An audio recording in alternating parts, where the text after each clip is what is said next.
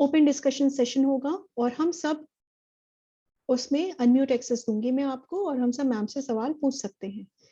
In the end हमेशा की तरह एक फीडबैक राउंड होगा। मैं फीडबैक का लिंक मैं चैट बॉक्स में शेयर करूंगी। मैं सभी से रिक्वेस्ट करूंगी कि अपने वीडियोस को ऑन रखें जिससे कि हम एक दूसरे को देख सकें।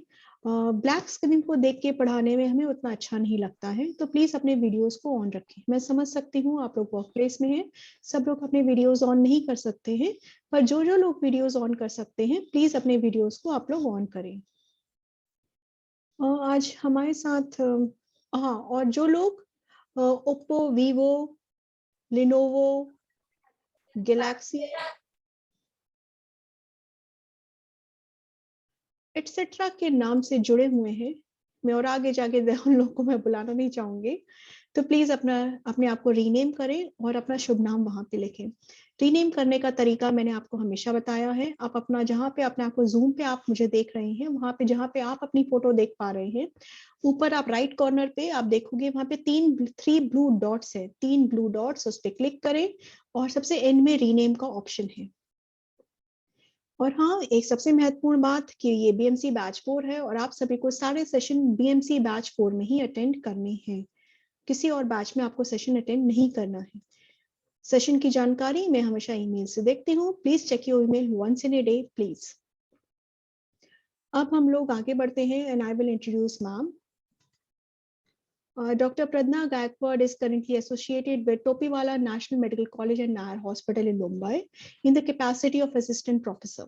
She has more than 3 years of experience in the academics. She has 2 publications in the MedPlus International Journal of Microbiology. A very warm welcome to ma'am. Over to you, ma'am. I have given you screen sharing rights.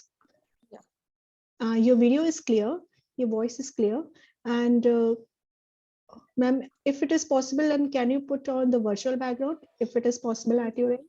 I have put virtual background. You can see that. No, the virtual background which I sent out.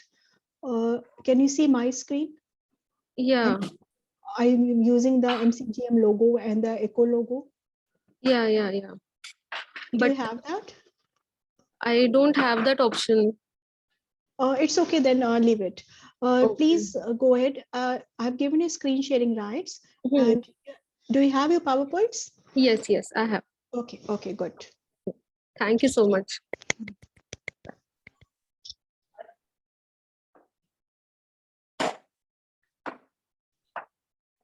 So good afternoon, everyone. I'm Dr. Pradnya. I'm associated in Topiwala National Medical College as assistant professor. I'll be taking module 3 for this batch 4. So is my screen visible? Yes, ma'am, your screen is visible, and I would request you to do on the slideshow mode. Yes.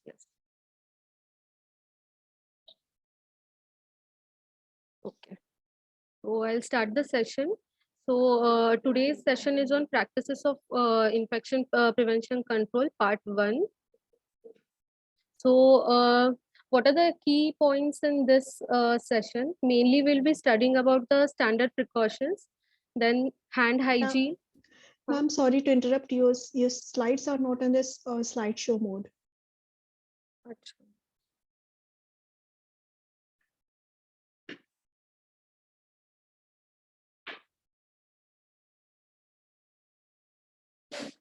Is it visible now? No, it's in the same way view.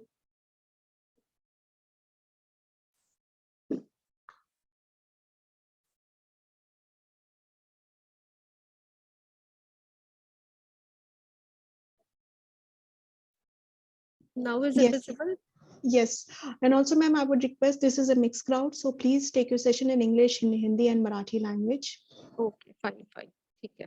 So today we'll be studying about standard precautions, hand hygiene, personal protective equipments, respiratory hygiene, and sharp injuries.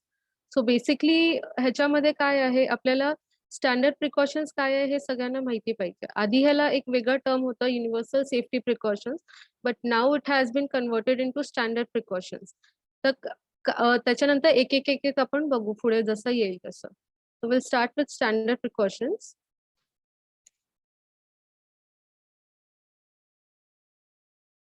So basically what do you mean by standard precaution? Standard precautions म्हणजे काय? हे एक set of guidelines आहेत. कोणासाठी? ते basically आहेत health care वर्कर्ससाठी. का? कारण का ते खूप साऱ्या इन्फेक्शन्सच्या रिस्कमध्ये असतात. ते सगळे रिस्कमध्ये काम करतात.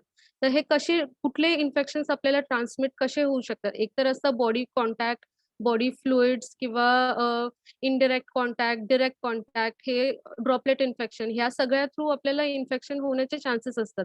तर हे जे रिस्क आहे आपल्याला ट्रान्समिशनचं, इन्फेक्शनचं, ते कंट्रोल करण्यासाठी हे एक सर्टन सेट ऑफ गाईडलाईन्स आहेत. त्या सगळ्या गाईडलाईन्सला म्हणतात basically standard precautions.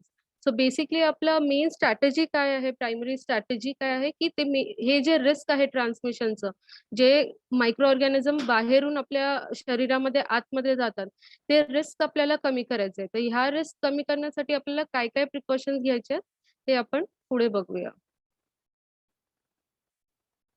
So basically, these standard precautions, they need to be followed for all patients irrespective of their infection status.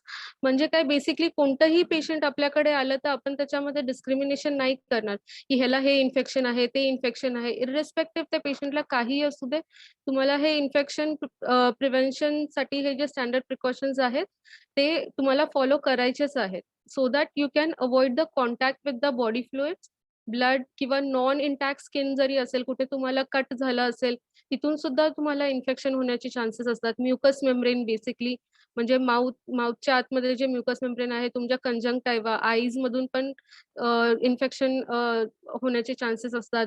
बॉडीचे सिक्रिशन्स असतात, एक्सक्रिशन असतात, या सगळ्यामधून तुम्हाला इन्फेक्शन होण्याचे चान्सेस असतात. तर सगळ्यापासून तुम्ही कसं स्वतःला प्रिव्हेंट करू शकता इन्फेक्शन पासून, हे सगळं आपल्याला शिकायचं आहे ह्याच्यामध्ये. So basically, what are the components of this standard precaution? First is hand washing. As you all know, आता सगळेजण आपण पॅन्डेमिक मध्ये आहे, तर हँड वॉशिंग हे सगळ्यात पहिलं सगळ्यांना आता माहितीच आहे कसं करायचं. But still I will more emphasise on the correct technique, की तुम्ही कसं फॉलो करायचं, अँड सो दॅट की तुम्ही दुसऱ्या लोकांना पण हे सांगू शकाल की करेक्ट टेक्निक काय आहे hand वॉशिंगची.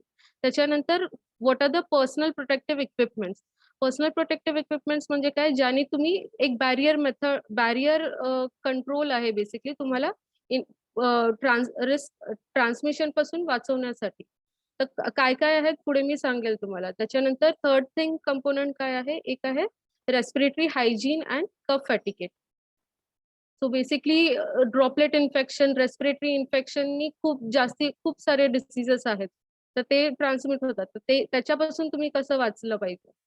Fourth is the prevention from sharp injury. Sharp injuries एक खूप कॉमन आहे, जे हेल्थ केअर वर्कर्सना डील करावं लागतं. तर त्याच्यापासून कसं काय प्रिव्हेन्शन करायचं आणि कसं त्याचं प्रॉपर डिस्पोजल पाहिजे, हे सुद्धा इम्पॉर्टंट आहे. फिफ्थ आहे safe handling of patient care equipment. This is also very important. कारण का जे इनॅनिमेट ऑब्जेक्ट्स असतात, ज्याच्या म्हणजे इनडिरेक्ट कॉन्टॅक्ट थ्रू आपल्याला जे इन्फेक्शन्स होतात, जसं की आहे स्टेथोस्कोप आहे किंवा ड्रेसिंग टेबल आहे, ह्या सगळ्यामधून पण आपल्याला इन्फेक्शन होण्याचे चान्सेस असतात. मग त्यांचं कसं सेफ हँडलिंग करायचं. नंतर प्रिन्सिपल्स ऑफ एसेप्सिस. एसेप्सिस मतलब बेसिकली कोणाला सेप्टिक एन्व्हायरमेंट किंवा पेशंट सुद्धा सेप्सिस मध्ये जाऊ नये, ह्या काळजीसाठी आपण कोणते प्रिन्सिपल्स फॉलो केले पाहिजेत. आणि last is the environmental infection control. So will start with the hand hygiene. So basically hand transmission हे सगळ्यात मोस्ट कॉमनेस्ट आणि मोस्ट निग्लेक्टेड पार्ट आहे, की जे आपल्याला जिकडे जास्त लक्ष दिलं पाहिजे. So it is one of the most important आणि effective method for preventing the transmission of infection in the healthcare facilities. Not only healthcare facilities, but outside also. So hence you need to follow all the hand hygiene practices, which I'll tell you in the later slides.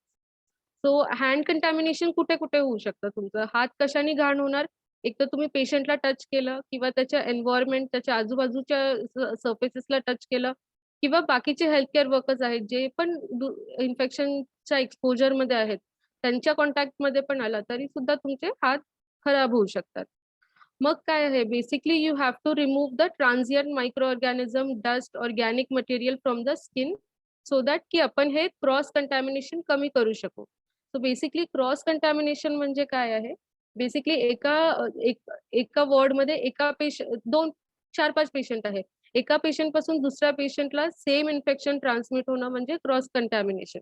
So ते आपल्याला रोखायचं आहे. तर कसं करायचं हे त्याच्यासाठी main एक आहे कंपोनेंट आहे, दॅट इज हँड हायजीन.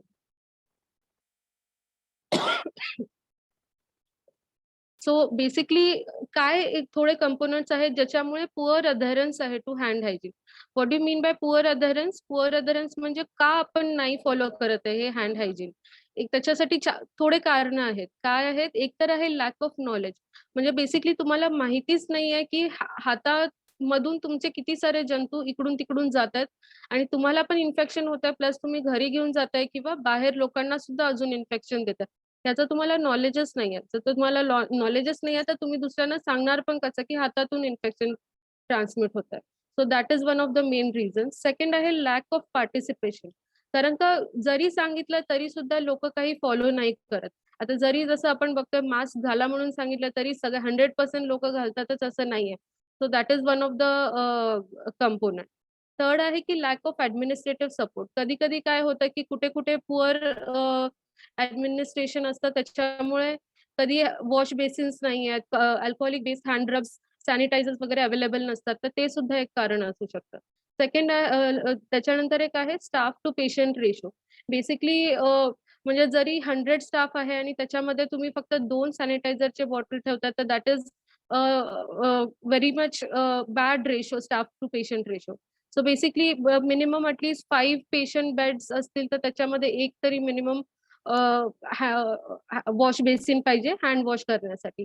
आणि अल्कोहोलिक हँड रब मिनिमम म्हणजे प्रत्येक 2 बेडच्या मध्ये एक हँड सॅनिटायझर पाहिजे. अजून काही रिझन असू शकतात. एक असतं अजून एक की लॅक ऑफ एन्करेजमेंट.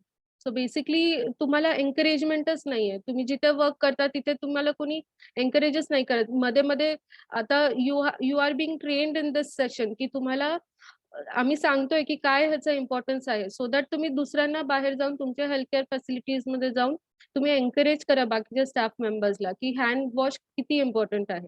त्याच्यानंतर लॅक ऑफ सप्लाईज हे सुद्धा एक पुअर अधरन्सचा कॉज आहे. कारण का जरी आपण सांगतोय पण बाबा आपल्याला सप्लायच नाहीये हँड वॉशचा, सोपचा नाहीये किंवा सॅनिटायझरचं नाहीये, तर ते एक कारण असू शकतं. एक तर लॅक ऑफ रिमाइंडर्स. ह्याच्यासाठी एक आहे इम्पॉर्टंट की कुठे कुठे प्रत्येक जागेला पोस्टर्स किंवा चार्ट्स लावले असतील तर तुम्हाला रिमाइंड होतं, अरे बापरे मी इथे हात लावला होता, आता मला हात धुवायचा आहे, हात सॅनिटाईज करणं जरुरी आहे. तर रिमाइंडर सुद्धा एक खूप इम्पॉर्टंट कारण आहे. नंतर आहे की allergies to hand washing product. कोणाकोणाला हाताला अलर्जीज असतात काही हँड प्रोडक्ट्सचे किंवा सोप्सचे वगैरे. So that is one of the reason.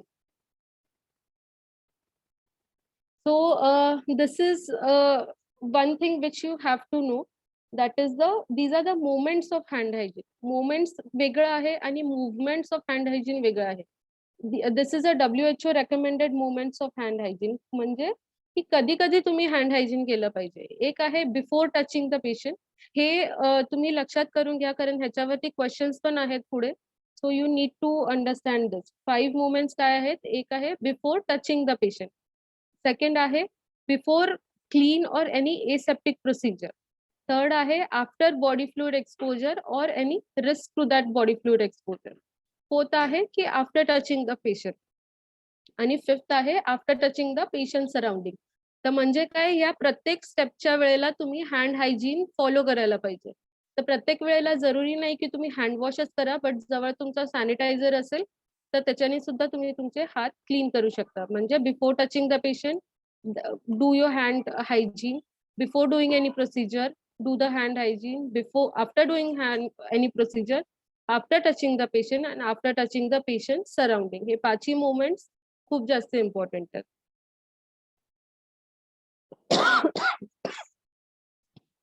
Sorry. Sir त्याच्यानंतर हे मेन आहे की कसं तुम्ही हँड हायजीन म्हणजे basically with how to maintain the hand hygiene with the help of soap and water. So basically हे एंटायर प्रोसिजर जे आहे it should be done in 40 to 60 seconds. Minimum तेवढंच सेकंड्स तो सोप जो आहे तुम्ही साबण जो हाताला घेणार तो तुमच्या हाताला लागला पाहिजे, ताकी effective killing of the organism along with spores होणार. म्हणून तुम्ही मिनिमम 40 to 60 सेकंड्स हात धुतला पाहिजे. तर हे स्टेप्स आहेत त्याचे. काय basically you switch on the tap. तुम्ही नळ ऑन करा. Take some amount of soap.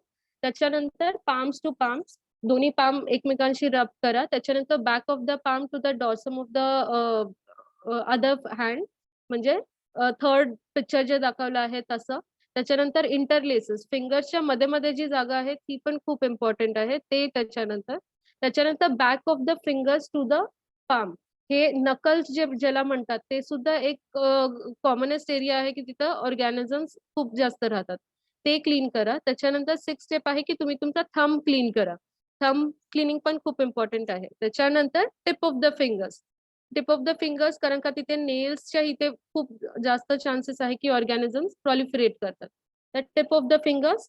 त्याच्यानंतर एक रिस्ट पण आहे, रिस्ट पण क्लीन करा. And then you do the hand washing. पाणी घ्या, पाण्याने चांगलं स्वच्छ करा. त्याच्यानंतर dry your hands with the help of tissue paper or single use towel वगैरे असेल तर तसे टिश्यू पेपरनी ड्राय करा आणि त्याच्यानेच तुम्ही नळ बंद करा, किंवा जर मोठा टॅप असेल तर तुम्ही एल्बोनी बंद करा आणि dispose the tissue in the dustbin. So that is the proper technique for hand washing for soap and water. तर आपण कधी कधी हे सोप अँड वॉटर यूज करणार कधी, जेव्हा तुमचे हात एकदम विजिबली कंटॅमिनेटेड असतील. हेवी कंटॅमिनेशन कुठल्याही गोष्टींनी, प्रोटीनेशियस मटेरियल असू शकतं किंवा ब्लड किंवा बॉडी फ्लुइड्स असतील, त्याच्या जर तुम्हाला विजिबली कंटॅमिनेटेड दिसत असतील तर तेव्हा तुम्ही करायलाच पाहिजे. After attending the patient with suspected और कन्फर्म क्लॉस्ट्रिडियम डिफिसाइल इन्फेक्शन, तर तेव्हा करायलाच पाहिजे. After using toilet, before and after having food, आणि adequate number of sinks with running water and soap should be available at the healthcare facility to facilitate the hand washing. This is the important point. So हे सगळे indications आहेत की तेव्हा तुम्ही you must use the soap and water for doing the hand hygiene. So that was about the soap and water. आता we are coming to the alcoholic based hand rubs. Basically that is the sanitizer which contains 70 to 80% ethyl alcohol. So ह्याचं duration थोडं slightly कमी आहे. तिकडे होतं 40 to 60 second, इथे आहे 20 to 30 second. तर ह्याची पण प्रोसिजर जे स्टेप्स होते, स्टेप्स म्हणजे these are the movements of hand hygiene, आणि ते जे 5 मी जे सांगितले होते ते that was the moments of hand hygiene. तर ह्याच्यामध्ये पण सेम स्टेप्स आपण फॉलो करणार जे सॅनिटायझर मध्ये. Basically you will take some amount of sanitizer on your hands, palm to palm. त्याच्यानंतर third step, your palm to the left dorsum of the hand and vice वर्सा.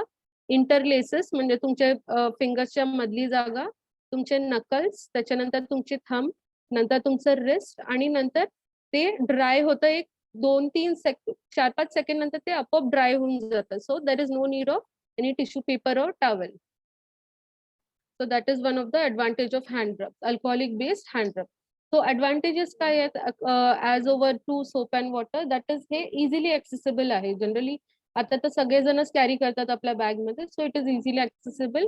It has great antimicrobial activity against the gram negative आणि gram positive bacteria, also for the fungi and some enveloped viruses. तर हे सगळ्याच्या against ते खूप जास्त effective आहे. But काही डिसएडव्हान्टेजेस पण आहे त्याच्यामध्ये. काय की it is less effective against the non enveloped viruses, bacterial spores and protozoan ऊसेस. तर ह्या गोष्टींसाठी ते इफेक्टिव्ह नाहीये. त्याच्यासाठी तुम्ही जेव्हा विजिबली कंटॅमिनेटेड असतील हात, एकदम सॉइल्ड असेल, ब्लड बॉडी फ्लुइड्स लागले असतील हाताला, तर त्या टाइम तुम्ही हँड रब पेक्षा सोप अँड वॉटरच यूज केला पाहिजे. So basically non envelope viruses, spore state जे आहे बॅक्टेरियाचं ते एकदम रेझिस्टंट स्टेट आहे बॅक्टेरियाचं. त्याच्यासाठी किल करण्यासाठी हे इफेक्टिव्ह नाहीये. बेसिकली स्पोर स्टेट तर जनरली जर क्लोथ्सला वगैरे असेल तर ते ऑटोक्लेविंगला वगैरे आपण टाकतो, जे ओटीचे गाउन्स वगैरे लिनेन वगैरे असतात, म्हणून to kill the bacterial spore states. So now coming to the third one, that is the surgical hand rub. That is basically when you do before performing any surgical procedure. So basically we are reducing the microorganisms, so and they can inhibit the growth of the organism. तर तिथे आपण काही special products use करतो. काय आहे त्याच्यामध्ये chlorhexidine किंवा povidone iodine containing जे सोप्स असतात, बेटाडिन वगैरे, ते सगळं बेसिकली तुम्ही यूज करता.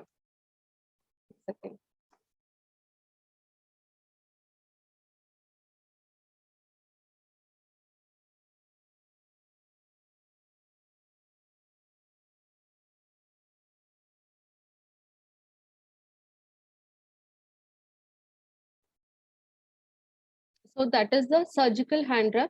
तर सर्जिकल हँड रॅप तुमच्या नॉर्मल सोप अँड वॉटर जे तुम्ही नॉर्मली हात वॉश करतात त्याच्यापेक्षा काय डिफरंट आहे, तर बेसिकली जे हँड वॉशचं टेक्निक आहे तेच तुम्ही फॉलो करणार, एक्सेप्ट की तुमचे hand should be wash till the elbow पर्यंत क्लीन झाले पाहिजे.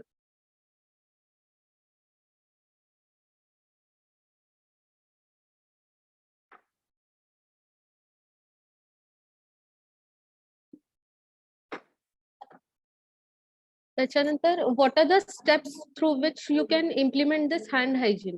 एक तर आहे की सिस्टम मध्ये चेंज झाला पाहिजे.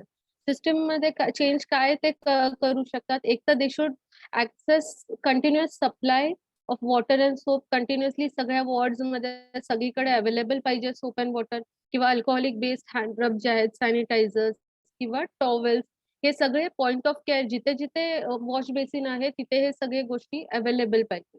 दूसरा है training and education. That is you have to train all the 5 moments of hand hygiene आणि त्याचे करेक्ट स्टेप्स. प्रत्येक स्टेपचं इम्पॉर्टन्स आहे. कुठे कुठे ऑर्गॅनिझम्स लपून बसलेले असतात, त्याच्यामुळे हर एक step is very much important.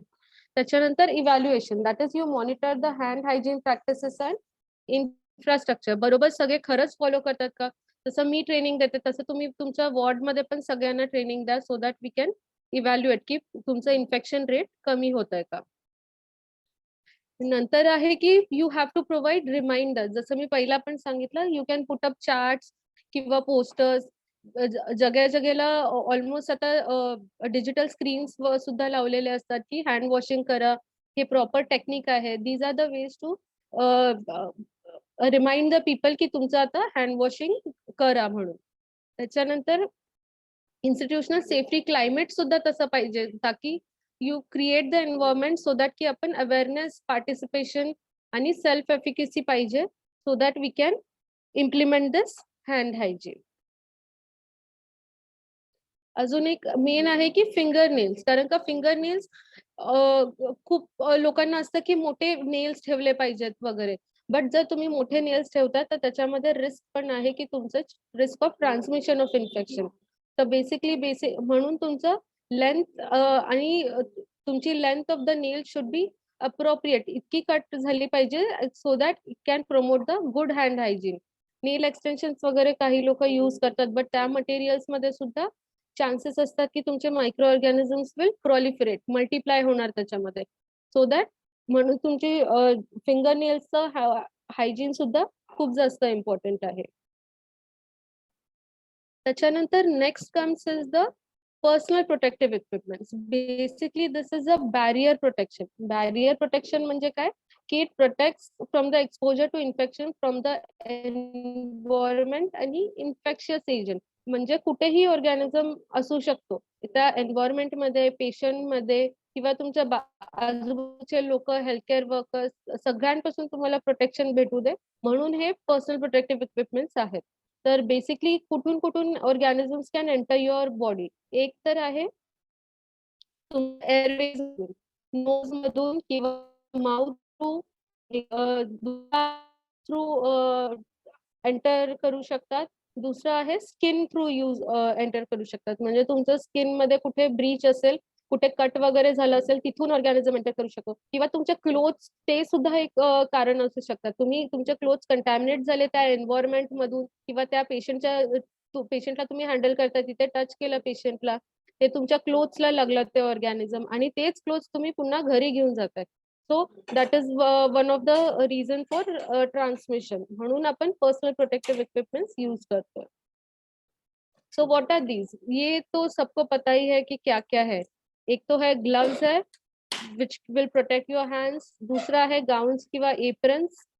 त्याच्यानंतर आहे मास्क, जे सगळ्यांना माहितीच आहे, but I tell you the proper technique how to wear the mask, that is the utmost important thing.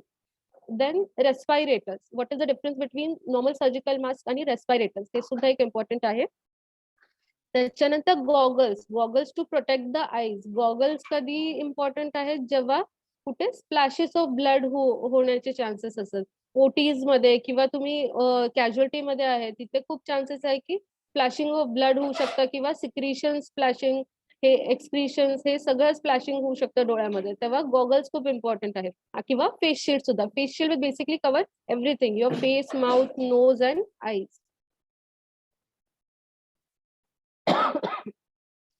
So now we are coming to one case study. That is, Sam is a nurse in the ER department and has a patient arrived. So who has an open draining wound on her abdomen. So basically, the patient has a temperature of 38.9 degree with chills, and foul odor has been noted from the abdomen from the wound.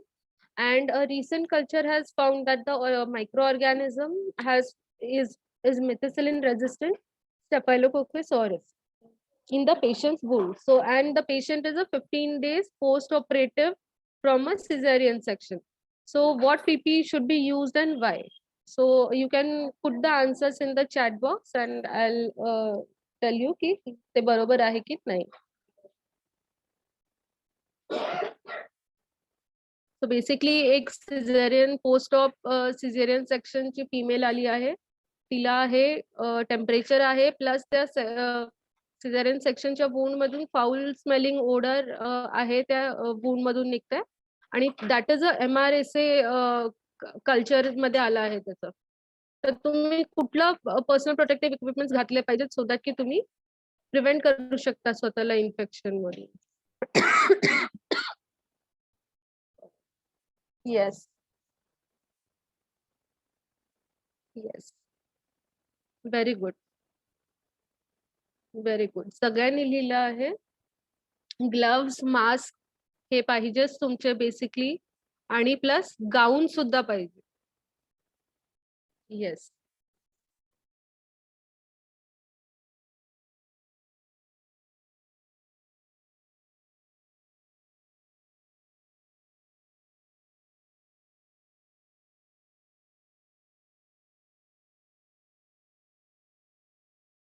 Yes very good. Almost सगळ्यांनी बरोबर answer केलं आहे. Gloves एक पाहिजे, mask एक हवंच, त्याच्यानंतर apron सुद्धा पाहिजे. पण जर तिथे स्प्लॅशिंग सुद्धा असेल, खूप जास्ती ड्रेनिंग वुंड असेल तर प्रेफरेबली तुम्ही गॉगल्स सुद्धा घातले पाहिजेत सो दॅट आईच्या कॉन्टॅक्ट मध्ये नको. And MRSA is a contact born infection, म्हणजे तुमचा कॉन्टॅक्ट केला तर तुम्हाला सुद्धा होण्याचे चान्सेस असतात. सो सगळे contact precautions you have to follow. Contact कसं असतो, दोन टाईपचा कॉन्टॅक्ट असतो. एक तर असतं डिरेक्ट कॉन्टॅक्ट, दुसरं असतं इनडिरेक्ट कॉन्टॅक्ट. डिरेक्ट म्हणजे काय, तुमचं बॉडीचा कॉन्टॅक्ट त्या पेशंटशी फिजिकली कॉन्टॅक्ट झाला आहे त्याच्यामुळे होतं. One of the main reason for that is transmission is that MRSA. Indirect contact म्हणजे काय, basically the transmission of the organism because of any inanimate object. Inanimate object म्हणजे बेसिकली जे contact मध्ये असतात पेशंटच्या, तर त्यांचं ड्रेसिंग असेल किंवा स्टेथोस्कोप आहे किंवा इन्स्ट्रुमेंट्स आहेत जे पेशंटच्या कॉन्टॅक्ट मध्ये येतात, ते सगळ्या गोष्टींमुळे तुम्हाला त्यांना टच केलं म्हणून तुम्हाला इन्फेक्शन होतं. That is an indirect contact. So factors to be considered for PPR एक तर आहे type of body substance involve, नंतर probability of possible transmission routes. म्हणजे आता जसं तुम्ही बरोबर इथे सांगितलं ड्रेनिंग वुंड आहे तर कुठल्या कुठल्या वेज मधून तुम्हाला ट्रान्समिशन होऊ शकतं, तर त्याच्या अकॉर्डिंग तुम्ही PPE घातलं पाहिजे. नंतर possible risk of exposure to blood and body fluids, हे सगळ्या गोष्टी असेस करून मग तुम्ही तुमचे पर्सनल प्रोटेक्टिव्ह इक्विपमेंट्स घालणार. तर त्याच्यानंतर फर्स्ट आहे ग्लव्स. तर ग्लव्स कुठे इम्पॉर्टंट आहेत, सगळ्याच गोष्टी जर तुम्ही हॉस्पिटलमध्ये वर्क करता तर सगळ्या ठिकाणी जनरली वेगवेगळ्या टाईपचे ग्लव्स घातले जातात. म्हणजे कसे, जसे की first is the clean non sterile gloves. हे कुठे कुठे घालू शकता तुम्ही नॉन स्टराईल ग्लव्स. एक तर आहे when there is contact with the blood, body fluid, secretions, किंवा तुम्ही एक्झामिनेशन करताय पेशंटला, तिथे जिथे नॉन सर्जिकल प्रोसिजर आहे, टच करताय जस्ट पेशंटला वगैरे, तिथे तुम्ही नॉन स्टराईल ग्लव्स वापरू शकता. किंवा health with non intact skin जर तुमचा कॉन्टॅक्ट होत असेल त्या ठिकाणी तुम्ही नॉन स्टराईल ग्लव्स यूज करू शकता. स्टराईल ग्लव्स कधी यूज करणार, जिथे तुम्ही एसेप्टिक प्रिकॉशन्स फॉलो करायचे आहेत, प्रोसिजर्स बेसिकली करायचे आहेत. कुठलाही, जसं की ब्लड कलेक्शन आहे किंवा सायटिक टॅप आहे, प्लुरल टॅपिंग आहे, कोणतंही प्रोसिजर असू दे त्या ठिकाणी तुम्हाला स्टराईल ग्लव्स घालणं मॅन्डेटरी आहे. त्याच्यानंतर हेवी ड्युटी ग्लव्स कधी घालतात? जिथे डिकंटॅमिनेशन करायचं आहे ऑफ लार्ज इक्विपमेंट्स वगैरे, जिथे खूप मोठे इन्स्ट्रुमेंट्स वगैरे आहेत त्याचं तुम्ही डिसइन्फेक्ट करताय किंवा प्रॉपरली त्याला क्लिनिंग चालू आहे, त्या ठिकाणी heavy duty gloves are must. नंतर cleaning of floors, walls, furnitures, जसं की पेशंटचा बेड आहे, त्याच्या आजूबाजूचे चेअर्स आहेत, रियुजेबल गोष्टी आहेत त्या पेशंटच्या आजूबाजूचे, त्या ठिकाणी तुम्हाला हेवी ड्युटी ग्लव्स घालणं is mandatory.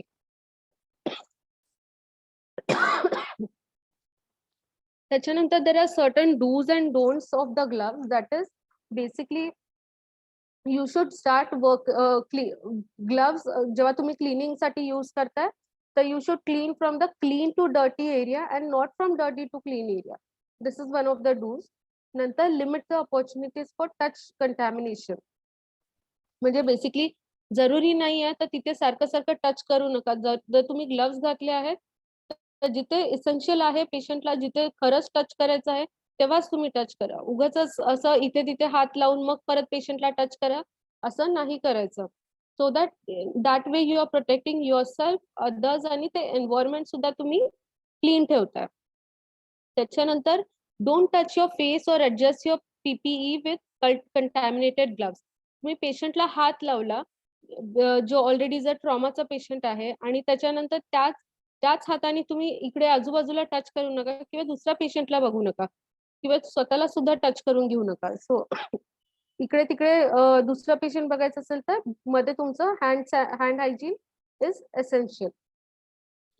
And obviously don't touch the environmental surfaces except as necessary during the patient care. नंतर changing your gloves is very important. जिथे पण तुम्हाला लक्षात येईल की ग्लव्स फाटला आहे किंवा हेवीली सॉइल्ड आहे, खूप जास्ती घाण झालं आहे किंवा एका पेशंट पासून दुसऱ्या पेशंट मध्ये जायचं एक्झामिन करायचं असेल त्या ठिकाणी तुम्ही चेंज केलंच पाहिजे तुमचे ग्लव्स. त्याच्यानंतर discard the gloves in appropriate dustbin, basically in red bags. नंतर नेवर वॉश और रियूज द डिस्पोजेबल ग्लव्स. हे पण खूप जास्त इम्पॉर्टंट आहे. Please don't use the disposable gloves again. That was about the gloves. Now coming to the face protection. So basically eye goggles जे आहेत तेच तुम्ही वापरायला पाहिजे, which will protect your eyes from the splashes and it should fit snugly around the eyes and the prescription glasses. So basically तुमचे जे तुम्ही चष्मा घालत असेल किंवा गॉगल्स घालताय that are not the replacement, ते नाही तुम्हाला प्रिव्हेंट करणार. जे स्पेसिफिकली पीपीई बरोबर येतात, जे स्नगली फिट करतात तुमच्या डोळ्यांना, that should be use as a face protection for the I protection. और अभी जो मिल रहा है that is the face shields which will protect your everything around the everything on the head area, that is the skin, mouth, nose and eyes.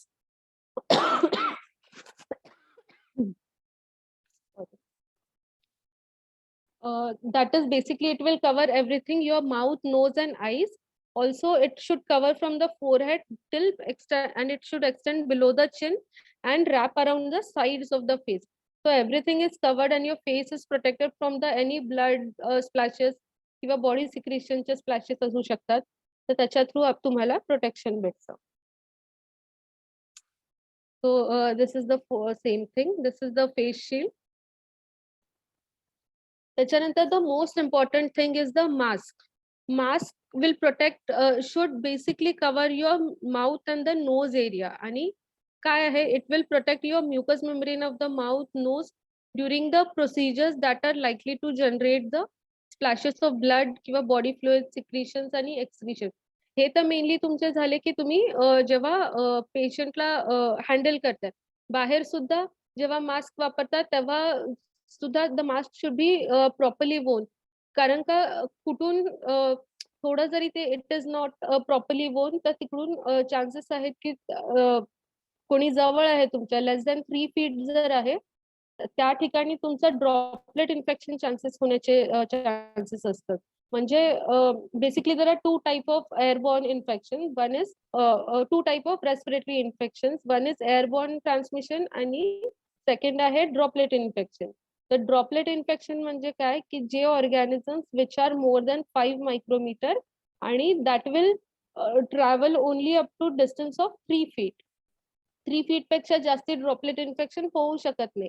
तर असे कोणते organisms आहेत? Basically the organisms which cause bacterial meningitis किंवा diphtheria किंवा respiratory सिन्शियल virus, हे एक respiratory infection आहे. ह्या सगळ्या इन्फेक्शन मध्ये ड्रॉपलेट इन्फेक्शन होतं. ड्रॉपलेट म्हणजे काय? ड्रॉपलेट्स म्हणजे ड्रॉपलेट किंवा ड्रॉपलेट न्यूक्लिया आपल्या तोंडातून बाहेर पडतात कधी जेव्हा आपण बोलतो किंवा आपण कफ करतोय किंवा कफिंग, स्पीकिंग किंवा शिंकतोय.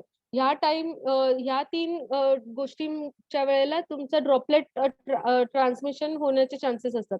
तर म्हणून त्या ठिकाणी तुमचं यू शुड टेक केअर की तुम्ही प्रॉपरली फेस मास्क घातला असेल. सेकंड असतं की एअरबॉर्न ट्रान्समिशन. एअरबॉर्न म्हणजे जे organisms which are less than 5 micrometer and they remain suspended in the air for a longer period of time आणि they can travel of a distance of more than 3 feet. तर ते असे हवेत राहू शकतात काही टाइम.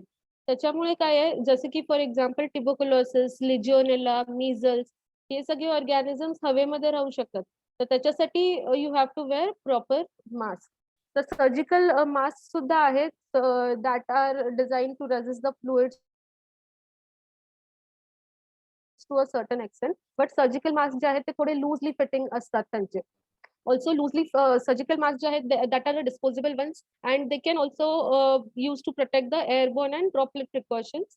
and हे कुणीही घालू शकतं, म्हणजे पेशंट्स, हॉस्पिटल स्टाफ सगळ्यांना तुम्ही देत आहे सर्जिकल मास्क. त्याच्यानंतर what are the considerations while using the surgical mask. म्हणजे तुम्ही कधी कधी चेंज करायला पाहिजे. एक तर आहे की जेव्हा ते सॉइल झालं असेल, घाण झालं किंवा ओला झाला तुमच्या खोकल्यामुळे किंवा असंच पाणी काही वगैरे पडलं असेल तर तुम्ही प्लीज चेंज करा ते मास्क.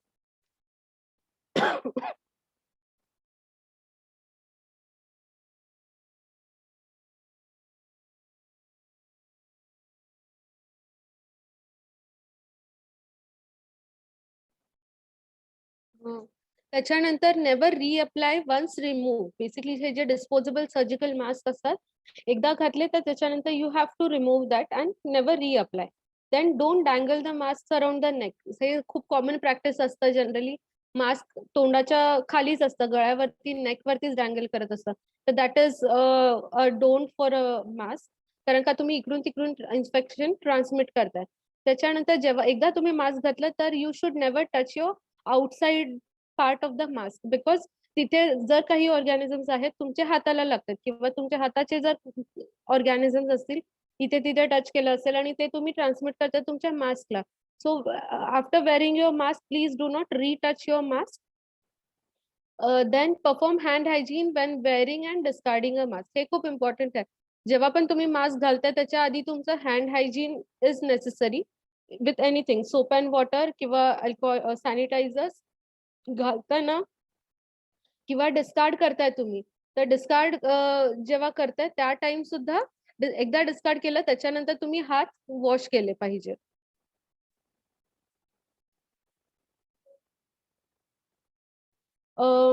त्याच्यानंतर next thing is the respirators. That was about the surgical mask.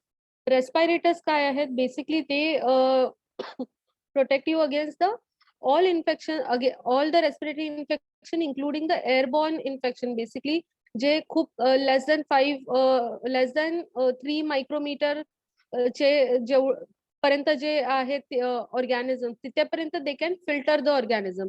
So that is the N95 respirator. I'll tell you the steps की कसं तुम्हाला हे N95 respirator घालायचं.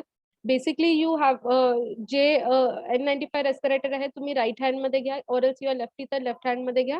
Then put your mask on your face which is covering the nose and the mouth area. पहिला तुम्ही तिथे ठेवा. त्याच्यानंतर जो खालचा बँड आहे, खालचा बँड डोक्याच्या वरून घ्या आणि put it down below your ears, खालचा बँड. त्याच्यानंतर next thing you take up the upper one band आणि ते तुमच्या डोक्याच्या पाठीमागे घ्या. त्याच्यानंतर फिट द बँड्स. जर त्याचं असेल फिट करण्याचं हे त्याच्यामध्ये हुक दिलं असेल तर you can fit the N95 mask.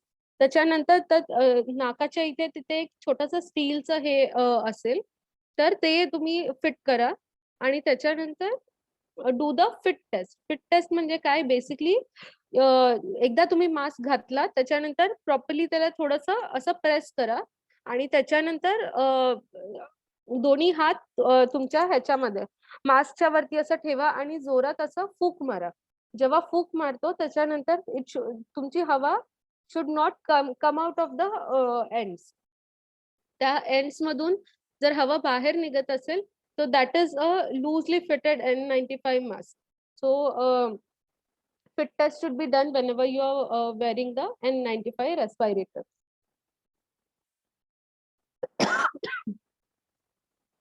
त्याच्यानंतर फेस प्रोटेक्शनचे इंडिकेशन्स काय आहेत. Basically when there is airborne transmission as I already told you, or while performing the aerosol generating procedures like bronchoscopy आहे, एंडोस्कोपी आहे. जिथे जिथे एरोझोल म्हणजे काय की जसं सॅम्पल हँडलिंग असतात तिथे इथून तिथून ट्रान्सफर करताय तुम्ही सॅम्पल, तर छोटे छोटे त्याचे पार्टिकल्स असे हवेमध्ये जातात. जसं पाणी इथून तिथून फेकलं तुम्ही तर पाण्याचे कसे थेंब उडतात तसे aerosols will be generated while doing this procedure. So while doing that there is transmission की तुम्हाला ते तुम्ही इनहेल करताय किंवा तुमच्या बॉडी पार्टला ते टच होतंय. So that is one of the thing की तुम्ही फेसला प्रोटेक्ट करायला पाहिजे. Training is very much important on how to put the respirator. आताच मी सांगितलं की कसं घालायचं प्रॉपरली N95 रेस्पिरेटर. आणि त्याच्यानंतर perform the seal check, basically the fit test तुम्ही करा प्रॉपरली. त्याला हवा निघत तर नाही आजूबाजूच्या एरियामधून ते तुम्ही चेक करा. And how to avoid contamination, that is एकदा तुम्ही N95 रेस्पिरेटर घातला तर त्याच्यानंतर please do not retouch it unless and until necessary. त्याच्यानंतर जेव्हा काढायचं असेल तेव्हा हँड हायजीन परफॉर्म करा. काढताना सुद्धा पहिला वरचा बँड काढा, त्याच्यानंतर खालचा बँड काढा and then remove the sorry respirator while touching the side end. Side मधून असं टच करून बाहेर काढा. Discard it or if you are using it on the next day त्याला सेपरेट ठेवा and then do the hand hygiene and change the mask immediately when it is wet or visibly dirty.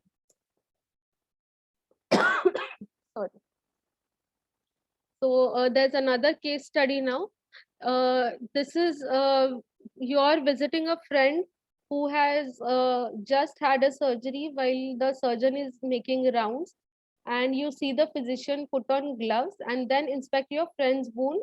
When he is finished and he does not remove the gloves or perform the hand hygiene, instead he goes to inspect the wound of the person in the next bed.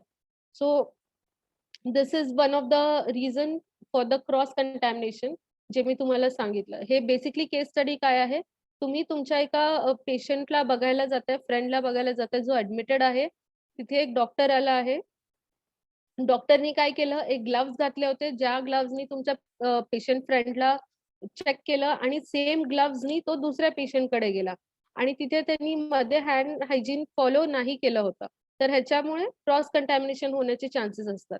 तर so what are the 5 moments of hand hygiene which I had already told you. तर ते तुम्हाला I think लक्षात असायलाच हवं. तर chat box मध्ये टाकलं तर मला समजेल की तुम्हाला समजलंय का. Yes, remind the doctor for change of gloves. Yes, that is important. अजून which are the 5 moments? Moments वेगळे आणि movements वेगळे. तर what are the 5 moments of hand hygiene जे WHO ने recommend केलं आहे? Yes, moments काय आहेत? Movements नाही विचारत आहे मी, moments विचारते. MOMENTS.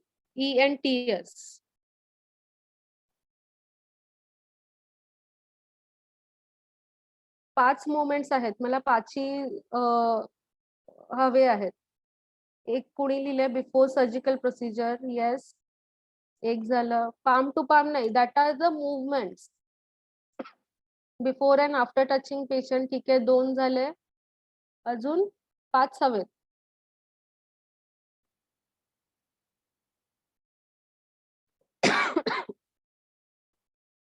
Before touching, droplet, before procedure. 5 पाहिजे मला. आतापर्यंत 2च आले. एक आहे before touching the patient, after touching the patient. अजून put hand sanitizer on hand. हो ठीक आहे. But what are the 5 moments? Before doing procedure, after body fluid exposure. 2च सांगताय तुम्ही, मला 5 पाहिजेत. कधी कधी तुम्ही हँड हायजीन मेंटेन करायचं, जे मी 5 पिक्चर मध्ये दाखवलं होतं. Before clean and aseptic precaution. Yes. Yes. Before touching the patient surrounding. Yes. Yes. Yes. Almost सगळ्यांनी आन्सर केलं आहे. तर 5 कोणते आहे? One is the before touching the patient. Second is the before doing any aseptic precaution, aseptic procedure, किंवा तुम्ही patient वरती काही प्रोसिजर करताय त्याच्या आधी. त्याच्यानंतर कोणतीही प्रोसिजर केल्याच्या नंतर. त्याच्यानंतर after touching the patient and after touching the patient surrounding. These are the 5 things, 5 moments of hand hygiene. Yes. Almost सगळ्यांनी आन्सर केलेलं आहे.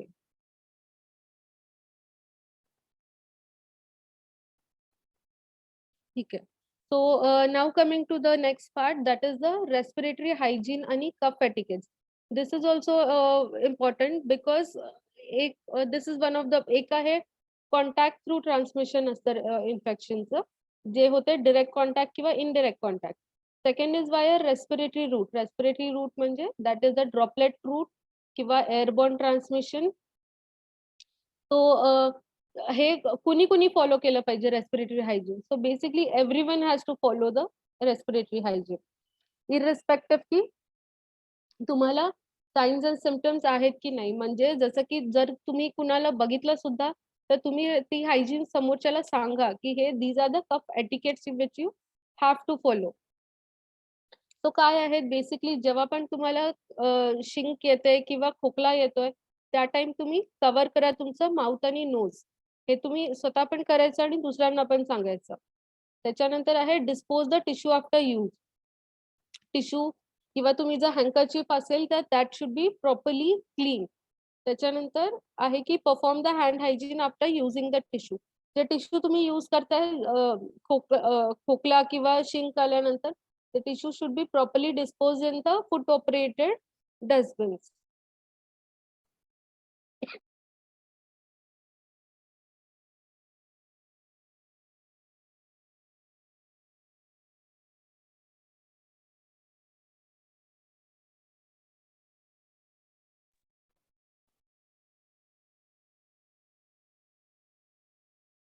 त्याच्यानंतर keep the materials like tissue, foot operated waste bins किंवा alcoholic based hand rub ready for respiratory hygiene. कोणाला कफ असेल, शिंका येत असतील तर त्यांनी आपल्याकडे टिश्यू पेपर ठेवणं इज एसेन्शियल. आणि जिथे तुम्हाला डस्टबिन भेटेल तिथेच तुम्ही डिस्पोज करा ते टिश्यू पेपर्स. आणि जर तुमच्याकडे टिश्यू पेपर नसतील त्या टाइम मध्ये तर please use your arms to cover your nose and mouth while coughing. तुमच्या एल्बो मध्ये तुम्ही कफ किंवा स्नीज करा ताकी तुम्ही अजून तुमचं इन्फेक्शन दुसऱ्यांना स्प्रेड नाही करत आहे. Wash base. आणि जेव्हा तुम्ही हे शिंक वगैरे आली असेल त्याच्यानंतर please do the hand hygiene. नंतर poster should be put up at regular intervals near the OPDs, emergency department किंवा डॉक्टर्सचं जे क्लिनिक आहे जिथे मेनली हे रेस्पिरेटरी हायजीन जे आहे किंवा कफ एटिकेट, खोकला आला तर काय करावं आणि येऊन गेल्याच्या नंतर पण हँड हायजीन हे किती इम्पॉर्टंट आहे. कारण तुम्हाला इन्फेक्शन आहे तुमच्या हाताला ट्रान्सफर होत आहे आणि तिथून तुम्ही दुसऱ्या लोकांना किंवा एन्व्हायरमेंट मध्ये सगळीकडे तुम्ही ट्रान्सफर करताय. सो या गोष्टींचे पोस्टर्स वगैरे सगळीकडे लावणं गरजेचं आहे. And the posters should be in the local language so that की तो नॉर्मल पब्लिकला ते समजेल की तुम्ही काय ऍक्च्युली मेसेज सगळ्यांना ट्रान्सफर करताय. त्याच्यानंतर one of the important thing is prevention of sharp injuries. तर handling of the sharps is one of the hazardous activity for healthcare workers. Obviously सगळेजण at risk असतात जेव्हा sharpशी तुम्ही deal करता. So broken किंवा bent needles असतात तर ते that should be discarded and not be used any time. आणि dispose कुठे करणार? So that should be disposed in a puncture proof bag with a biohazard symbol. Basically blue dot वगैरे आहे त्याच्यावरती लावलेलं, किंवा कार्डबोर्ड सुद्धा असतात मोठे मोठे, त्याच्यामध्ये ब्ल्यू बॅग टाका, किंवा कार्डबोर्ड मध्ये हे जे शार्प्स टाकतात आणि त्याच्यावरती ब्ल्यू डॉट लावतात. सो दॅट इज इंडिकेट्स की ह्याच्यामध्ये शार्प्स आहेत. दुसरं आहे की जेव्हा इंजेक्शनला ideally you should never recap the needle. जेव्हा तुम्ही ब्लड कलेक्शन केल्याच्या नंतर किंवा काही तुम्ही मेडिकेशन दिल्याच्या नंतर never recap the needle. Instead you should ideally you should burn the needle in the needle burner. त्याच्यानंतर तुम्ही कट करा त्या needleला. त्या नॉझल जे असतं नॉझलच्या इथेपर्यंत कट करा, so that you don't reuse the needle, आणि then dispose the syringe in the red bag, कारण का ते प्लास्टिक आहे. So you can dispose after cutting the nozzle. पण जर नॉझल कट नसेल तर प्लीज पंक्चर प्रूफ कंटेनर मध्ये टाका. जर तुम्हाला रिकॅपच करायचं असेल, जर फॉर एक्झाम्पल मेडिकेशन द्यायला 5 मिनिट्स आहे and then you have to recap, so you can use this single hand scoop method. That is की तुम्ही ते कॅप हलक्या हाताने ते यू रिकॅप द नीडल, आणि नंतर जेव्हा बेस पर्यंत येईल त्याचा cap, then you close the cap. But असं 2 हातांनी you never close the needle. त्याच्यानंतर sharps should be use only once. Basically हे तर सगळ्यांनाच माहिती आहे. Needles syringe basically it should be one time use and never reuse the syringes. And you should ensure that the pointed ends of the instruments are away from oneself and others. तुम्ही जेव्हा पण procedure करताय तेव्हा बघा की ते pointed end कुठल्या साईडला आहे. स्वतःच्या साईडला नाही, किंवा आजूबाजूला कोणी थांबला असेल त्यांच्या बाजूला सुद्धा it should not point.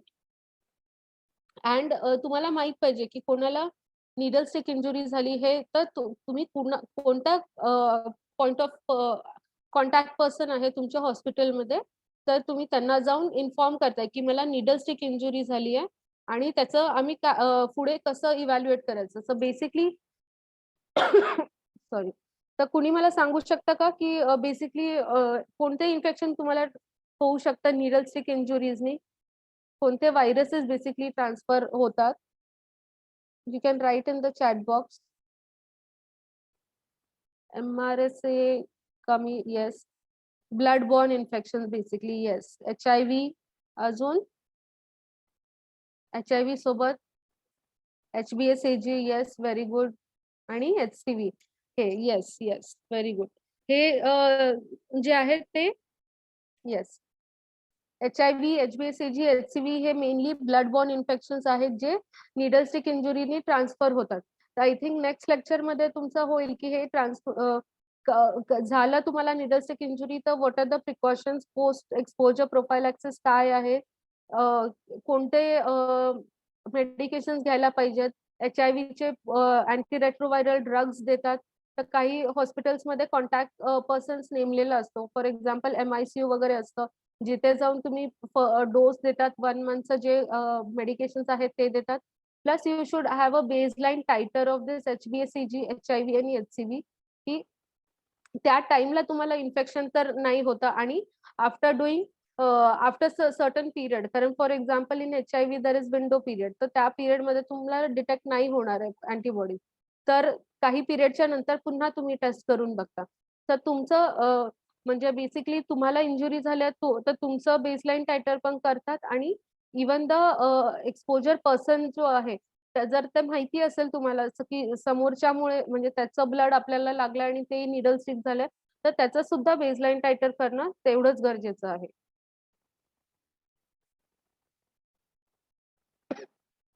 So then coming to the injection safety, that is, it is also one of the important component of the standard precaution. कारण का हे खूप कमी हे खूप जास्त असतं की सिरिंज रियूज करतात. मग त्याच्यामुळे काय होतं, हे ट्रान्समिशन ऑफ इन्फेक्शन खूप जास्त स्प्रेड होण्याचे चान्सेस असतात. Hence you all know की use new injection device for every procedure. Ensure करा की ते जे syringe needle तुम्ही use करता त्याचं packing बरोबर sealed आहे आणि जर पॅकेज पंक्चर वगैरे असेल, तुटलं असेल किंवा डॅमेज्ड असेल तर please don't reuse it. So one needle, one syringe at only one at a time. So this principle it has to be followed. त्याच्यानंतर सिंगल डोज मल्टी डोज वायरच्या वेळेला तुम्ही काय प्रिकॉशन्स घेतले पाहिजे. Basically use single dose for each patient to avoid the cross contamination.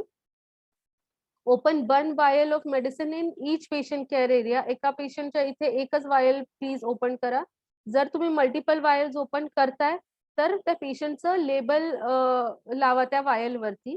त्याच्यानंतर never leave the needle or cannula into the medication or via the rubber stopper. जर तुम्ही कॅन्युला मध्ये किंवा नीडल मध्ये मेडिकेशन घेतलं आहे तर तसंच प्लीज ठेवू नका. आणि जर multi vial if you are using it so discard it within 28 days of opening of, even if it is under the expiry date. So these are some of the do's and don'ts of the single dose injection. Labeling is very much important because after reconstitution of multi-dose vial, label the final medication. जर तुम्ही reconstitute करताय तर please label the appropriate final concentration. तुम्ही कधी prepare केलंय त्याचा date आणि time that is also important की तुम्ही त्या पेशंटचं नाव लिहा, date time of preparation, expiry date, time काय आहे ते लिहा त्याच्यामध्ये. आणि ज्यांनी कुणी बनवलं आहे त्याचं नाव आणि signature of that person should be written on the drug. Then for multi-dose medication also please do not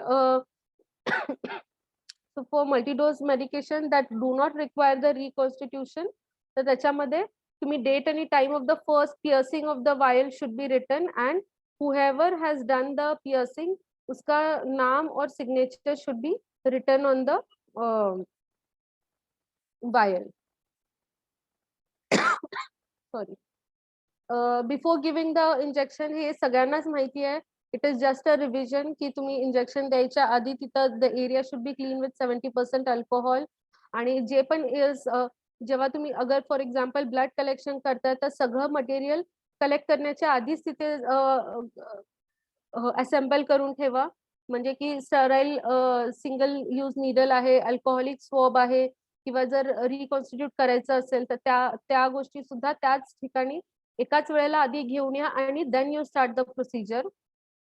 and pre soak करून कॉटन वूल किंवा डिसइन्फेक्शन, कॉटन वूलला डिसइन्फेक्टंट आपण लावतो आणि मग क्लीन करतो बिटाडिन वगैरे, तर त्याला आधीच प्री सोक करून तुम्ही ठेवू नका. त्याच्या ज्या वेळेला प्रोसिजर करायची आहे त्याच वेळेला सोक करा आणि then you clean that area. So while administering injection हे काही precautions आहेत काय की always perform the hand hygiene. This is you all know before administering any injection. Disinfect the vial before using it if it is contaminated. Then use the sterile needle syringe. हे तर सगळ्यांना सांगितलेलंच आहे, माहितीच आहे. आणि if injection can be administered at that single time तर तुम्ही ते जे मी दाखवलं आधी पिक्चर सिंगल स्कूप मेथड त्याच्याने तुम्ही ते नीडल सिरिंज बंद करून ठेवू शकता. आणि ते पण इथे तिथे कुठे नाही तर store that injection in a dry kidney dish at the separate area. That was the dos. आता थोडे काय आहेत डोंट्स सुद्धा आहेत इंजेक्शन सेफ्टी मध्ये. म्हणजे काय की हे सगळे एरियाज मध्ये तुम्ही नाही केले पाहिजे त्या जेव्हा नीडलशी कॉन्टॅक्ट मध्ये असतात. काय की एक तर आहे don't allow the needle to touch any contaminated surface. Then don't reuse the syringe even if the needle is changed. Please do not do that. Needle तुम्ही एकदा यूज करता ते डिस्कार्ड करता परत तीच सिरिंज घेऊन दुसरा नीडल लावता. Do not do that. एकदा तुम्ही लावली नीडल त्याला इथे तिथे कुठेच टच न करता डिरेक्टली पेशंटच्या ज्या एरियाला त्याचा वर्क आहे तिथेच फक्त टच झाली पाहिजे.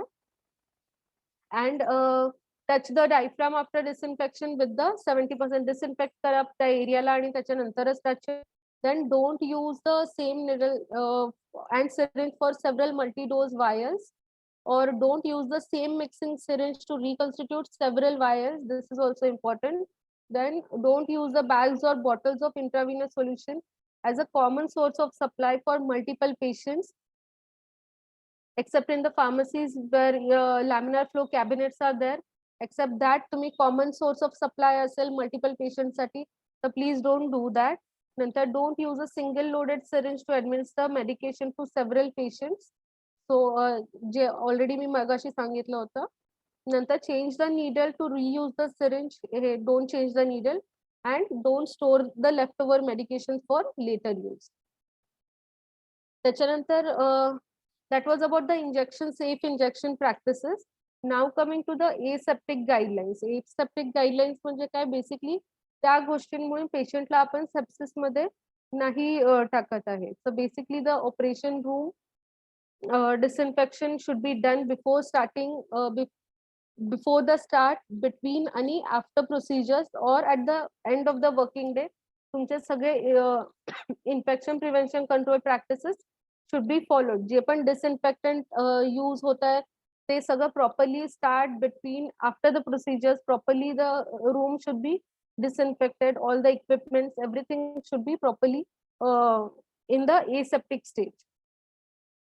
नंतर disinfection of the all surfaces किंवा surgical items should be done.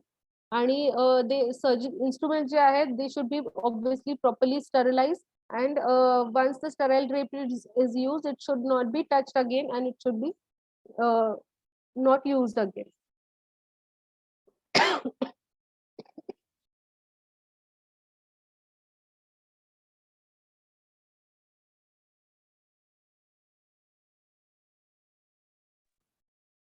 त्याच्यानंतर there are more guidelines for this aseptic guidelines. That is, surgical hand rub should be followed before the start of any procedure. ते जे मी आधीच सांगितलं. And sterile gloves obviously you have to use. जर कुठलाही surgical procedure आहे त्या ठिकाणी तुम्ही स्टराईल ग्लव्स वापरले पाहिजेत. आणि सर्जिकल हँड रब, so properly hand wash till the elbow should be followed. Double gloving, follow the double gloving thing when you are performing the high risk procedures काय असतील. आणि जर पंक्चर झालं असेल तुमचं ग्लव्स किंवा निडल सेक इंजुरी झालं तर डिरेक्टली प्लीज त्यांना चेंज करा. And surgical mask should cover the mouth and nose while when operating the when you are in the operating environment.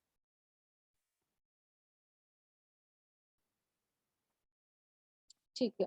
So these are the take home messages आजच्या lecture मध्ये. One is the standard precautions. They are the basis of good infection prevention program. So obviously जे मी components आधी सांगितले that you should know. त्याच्यानंतर म्हणजे त्याच्यामध्ये personal protective equipments आले, की रेस्पिरेटरी हायजीन आलं, इंजेक्शन सेफ इंजेक्शन प्रॅक्टिसेस आले, एव्हरीथिंग एन्व्हायरमेंटल कंट्रोल प्रॉपरली कसं झालं पाहिजे, everything comes under the standard precaution. सो हे खूप इम्पॉर्टंट आहे.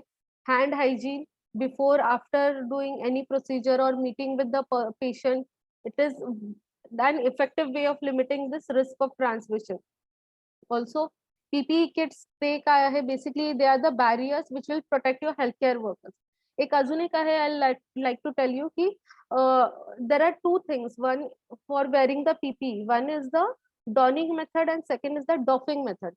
Donning म्हणजे काय, जेव्हा तुम्ही PPE घालता त्याचा steps, आणि doffing म्हणजे तुम्ही PPE काढताय while leaving the wards or तुमचं जे OPD असेल तर त्याच्यासाठी काही स्टेप्स आहेत. एक प्रॉपर सिक्वेन्स असतो पीपीई घालण्याचा, ते तुम्ही फॉलो करणं खूप इम्पॉर्टंट आहे. त्याच्यामुळे सुद्धा तुम्हाला इन्फेक्शनचे चान्सेस होऊ शकतात जर तुम्ही प्रॉपरली फॉलो नाही केलं तर. So that tell you the steps about the donning. त्याचा उलटा you will do for the doffing. तर basically whenever you are wearing the PPE, सगळ्यात पहिला तुम्ही you will do the hand hygiene, त्याच्यानंतर you will wear the cap, नंतर shoe cover. Shoe कव्हरच्या नंतर sorry do the hand hygiene. Hand hygiene केल्यानंतर तुम्ही इनर ग्लव्स घाला. इनर ग्लव्सच्या नंतर तुमचं एप्रन किंवा गाऊन जो आहे तो घाला. एप्रन गाऊनच्या नंतर तुमचं N95 रेस्पिरेटर और तुमचं सर्जिकल मास्क जे आहे ते घाला. त्याच्यानंतर आय कव्हर, आय गॉगल जे आहे ते, आय गॉगल्स नसतील तर तुमचं फेस शील्ड जे आहे, फेस शील्ड सॉरी फेस शील्डच्या नंतर you will put on the outer gloves and do the hand hygiene, and then you will do the जो भी तुमचा प्रोसिजर आहे ते तुम्ही फॉलो करणार. So that is the technique for the donning. So त्याचा उलटा you will follow for the doffing technique. So that is about the PPE. So thank you. काही doubts आहेत तर you can put in the chat box and I'll answer that.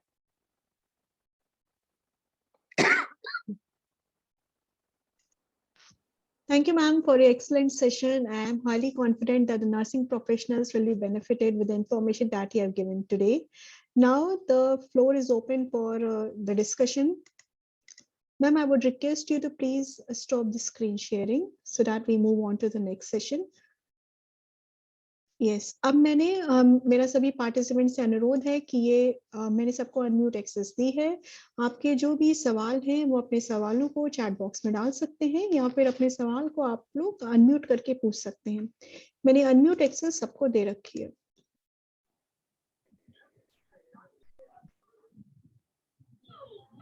There's a good response in the chat box. They like the session and really good.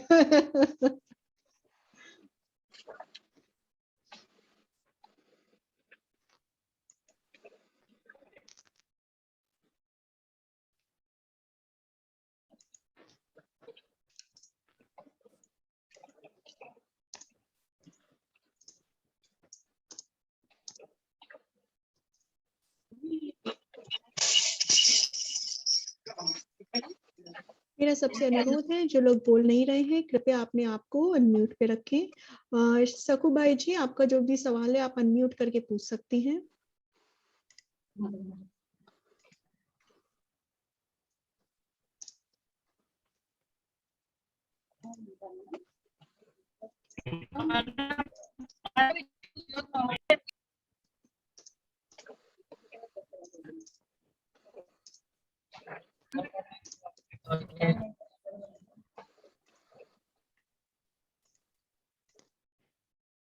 Gauri जी, आप अपना सवाल पूछ सकती हैं.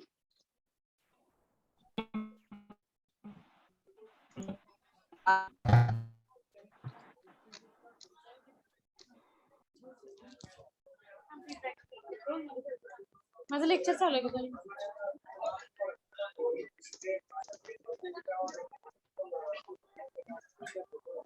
Hello ma'am. हाँ पूछिए. मैम सीएनई पॉइंट्स क्रेडिट हुए कि नहीं वो कैसे पता चलेगा? आप एमएनसी में बात कर सकते हैं उसके लिए.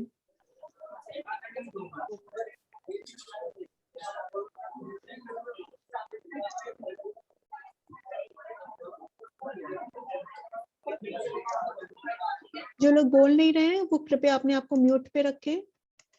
कोई भी सवाल हो आप अपने सवाल को अनम्यूट करके पूछ सकते हैं या फिर अपने सवाल को चैट बॉक्स में डाल सकते हैं. स्वाति जी का हाथ उठा हुआ, उनका कोई सवाल है वो पूछ सकती हैं. दीदी इसको हाँ ये तुझे 100 देंगे ना नको ना दीदी ऊपर होते आपण बोलते ना दीदी शेअर स्क्रीन ऑन आहे. मम्मा रागला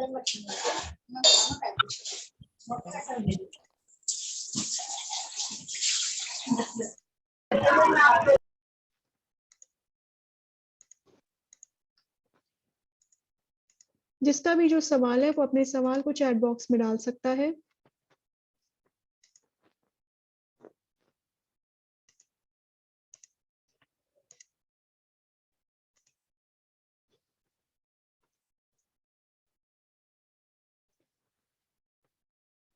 मेघा जी, आप फीडबैक सेंड नहीं हुआ तो फीडबैक का सीएनई पॉइंट से कोई भी रिलेशन नहीं है, लेकिन हाँ हम ये जरूर सबको रिक्वेस्ट करते हैं कि अंत में जब फीडबैक फॉर्म शेयर किया जाए तो आप उसको जरूर भरें. The feedback form has no relations with the CNE points, but I would request you please fill the feedback form when I will share at the end. Ma'am, there's a question for you in the chat box from Sally Sawan. Please educate how to take aseptic precaution while putting vein flow. Yeah, basically all the aseptic precautions have to be followed. So basically जो भी area है, जो भी Wien तुम locate कर रहे हो, वहां पे प्रॉपरली पहले लोकेट करो, टाइटन योर आर्म्स जो भी है, and you locate the vein. And उसके बाद before locating you have to wear the sterile gloves. त्याच्यानंतर locate the vein, you clean that area with the alcohol और बेटाडिन जो भी है वहां पे.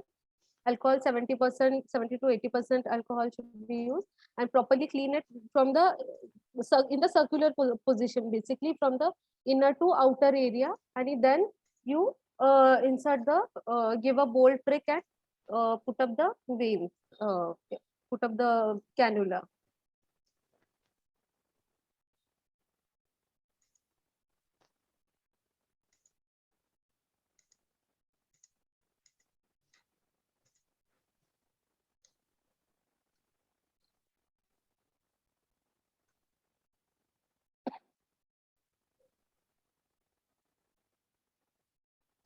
There's a question from Vaishali Mahatre. When doing bed making, what precautions should take in this pandemic?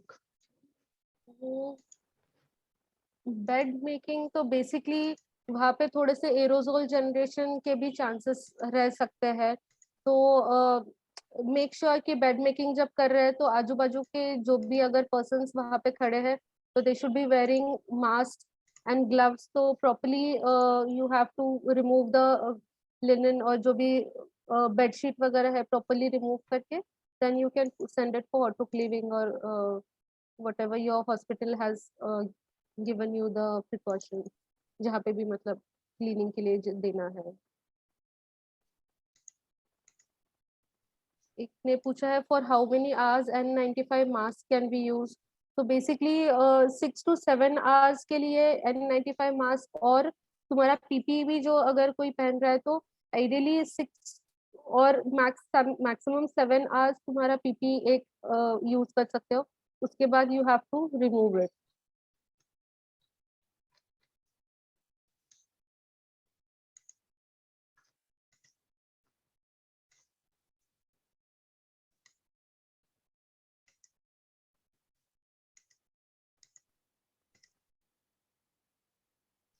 किसी का कोई और सवाल है तो अपने आप को अनम्यूट करके पूछ सकता है या फिर अपने सवाल को चैट बॉक्स में डाल सकता है.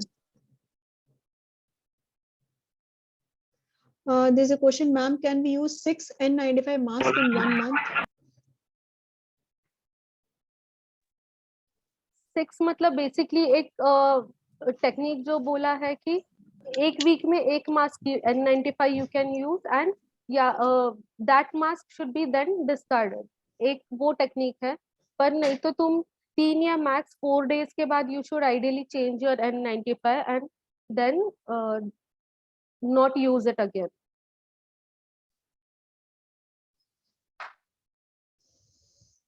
If it gets wet within 2 hours तो please change it.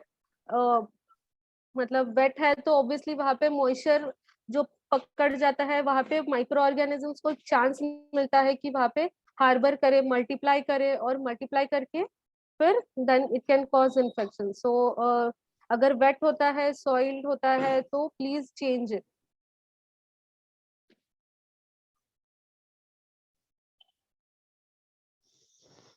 किसी को और कोई सवाल है तो वो अपने सवाल को चैट बॉक्स में डाल सकता है या फिर अपने सवाल को अनम्यूट करके पूछ सकता है.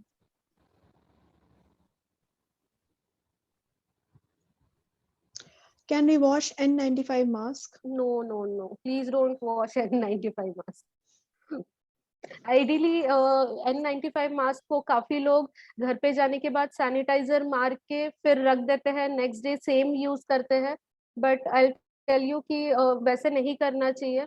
बिकॉज क्या है, तुम कोई भी सैनिटाइजर या वॉश भी करते हो जो भी, तो वो एक मॉइस्चर पकड़ लेता है. तो N95 जब तुम रिमूव करते हो, घर पे रखते हो, तो एक पेपर, क्लीन पेपर, उसमें बंद करके रखो ऊपर नीचे, और फिर वो it should be kept in a dry area जहाँ पे कोई मॉइस्चर नहीं हो.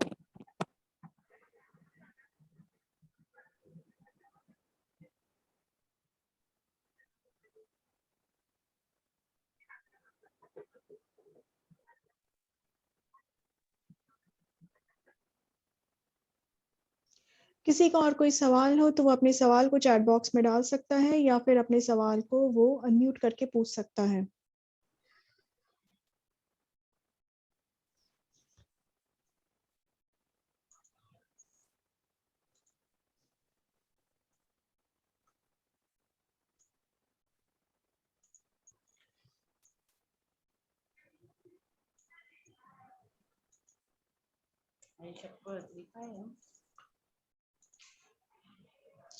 Ma'am, I would request you that you please motivate the participants to attend all the sessions in the same batch Yes. and attend all the sessions. They don't miss any session. Yes. So सगळ्यांना माझी request आहे की please जे पण तुम्ही batch मध्ये allotted आहे त्याच बॅच मध्ये सगळे सेशन्स तुम्ही प्लीज अटेंड करा. हे फक्त तुमच्यासाठीच हेल्पफुल नाही आहे, तुम्ही बाहेर जिथे पण वर्क करताय किंवा तुम्ही घरी सुद्धा जाताय तिथे सुद्धा हे सगळं हेल्पफुल आहे. हे जे पण पॉइंट्स आहेत दीज आर व्हेरी इम्पॉर्टंट की so that you are following all the infection prevention control practices काय आहेत. These are very common things and mostly सगळ्यांना माहितीच पाहिजे ते, so that you can educate other people also. So please तुम्ही हे जे पण आहेत सगळे सेम बॅच मध्ये अटेंड करा आणि सगळे सेशन्स प्लीज अटेंड करा हे सगळे. Thank you so much, ma'am, for motivating the participants. If I would again request participants, if you have any question, please write your question in the chat box or else unmute yourself to ask the questions. किसी का कोई सवाल है तो वो अपने सवाल को चैट बॉक्स में डाल सकता है या फिर अपने सवाल को अनम्यूट करके लिख सकता है. Can we, ma'am, there's a question. Can we disinfect N95 mask in UV light disinfectant machine? I don't think so कि ऐसे मतलब करना चाहिए, because N95 is not something कि तुम उसको डिसइंफेक्ट करो और दोबारा दोबारा पहनो. आइडियली मैंने जो बोला टेक्निक की उसको जब तुम रिमूव करते हो तो तुम एक क्लीन पेपर में उसको बंद करके रखो, मतलब कवरिंग बोथ द साइड्स, और एक सेफ एरिया जहाँ पे मॉइस्चर नहीं हो, कोई पानी वगैरह टच नहीं हो, ऐसे एरिया में you should keep the N95. Please do not disinfect and apply any disinfectant to the N95 respirator. You can use the mask for 1 week max, but after that please don't reuse it. कीर्ति जी, आपका हाथ उठा हुआ है, अगर आपका कोई सवाल है तो वो पूछ सकती हैं. हेलो. हाँ हाँ हाँ बोलिए. हेलो. हाँ बोलिए बोलिए. N95 आता बाजारामध्ये बरेच प्रकारचे मास्क आहेत जे N95 म्हणून विकले जातात. तर प्रॉपर N95 आपण कसं आयडेंटिफाय करायचं? प्रॉपर मतलब बेसिकली जे ज्याच्यावरती नियोश म्हणून लिहिलं असेल तर that is the proper one. अजून पण असतात ज्याच्यामध्ये तुम्हाला एक वाल्व असतं, तर ते वाल्व वाले प्लीज डोंट यूज दॅट. कारण काय आहे, ते जे वाल्व आहे त्याच्यामधून बाहेरचं आत जाण्यापेक्षा तुमची आतली जी हवा आहे ती बाहेर खूप जाते. तर तुमच्या बाजूला कोणी बसला असेल तर इफ यू आर कफिंग किंवा खोकला काही स्नीज करताय तर ते तिकडून बाहेर पडतं आणि बाजूच्याला इन्फेक्शन होऊ शकतं. सो जे वाल्व वाले आहेत दॅट आय वुड से की तुम्ही नका यूज करू. प्रॉपरली जर नियोश वगैरे लिहिलेलं असतात ते that are the proper N95 which you have to use. आणि that should properly fit your face. तुमच्या साईजचं बरोबर घ्या. खूप मोठं असेल तर that is of no use. Basically तुमच्या फेसच्या अकॉर्डिंग ते साईज तुम्हाला फिट झाला पाहिजे जेव्हा घालणार तेव्हा. आणि अजून एक क्वेश्चन होता की कुठले कुठले इंजेक्शन आपण स्पिरिट वगैरे न लावता देतो, तर त्याचा म्हणजे असं रबिंग सोल्युशन आपण काही वापरत नाही, तर असे कोणते इंजेक्शन्स आहेत आणि त्याचं सबस्टिट्यूट काय जर आपण ते वापरत नसू तर? कोणते इंजेक्शन ॲज म्हणजे स्पिरिट तुम्ही यूज नाही करत आहे, डायरेक्ट इंजेक्शन देते असं? हॅलो. Right right. हा, आयडियली यू शुड, मी तर रेकमेंड करेन की कोणतंही इंजेक्शन देताना you should use the spirit. पण मला आयडिया नाही आहे की म्हणजे तुम्ही असं डायरेक्ट कोणते इंजेक्शन देताय. बट का, कारण का ऑब्विसली यू हॅव तुमचा एक normal transient flora, resident flora ज्याला म्हणतात, ऑलरेडी आपल्या स्किन वरती असतोच. त्याला जर आपण क्लीन नाही केलं, जसं की मायक्रोकोकस आहे, हे सगळ्या गोष्टी आपल्या स्किनवरती असतात. तर जर तुम्ही तसंच इंजेक्शन देताय तर ते तुमच्या स्किनच्या आतमध्ये जाण्याचे चान्सेस असतात. म्हणून आपण हा, मी तेच म्हणते. मग आपण असं स्पिरिट वगैरे रब करून ते वेपराइज होईपर्यंत आपण वेट करून ते इंजेक्शन देऊ शकतो ना? हो हो हो हो म्हणजे काही इश्यूज नाही आहेत ना तसं? नाही नाही नाही, रब करून प्रॉपरली थोडंसं वेट करा 2-3 सेकंड, ताकी ते प्रॉपरली ड्राय होईल आणि हा. त्याच्यानंतरच तुम्ही हे करा. हा. हम्म. Okay okay, thank you ma'am.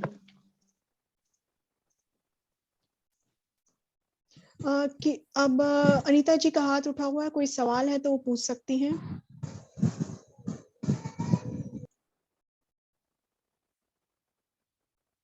Anita जी, आप अपना सवाल पूछ सकती हैं.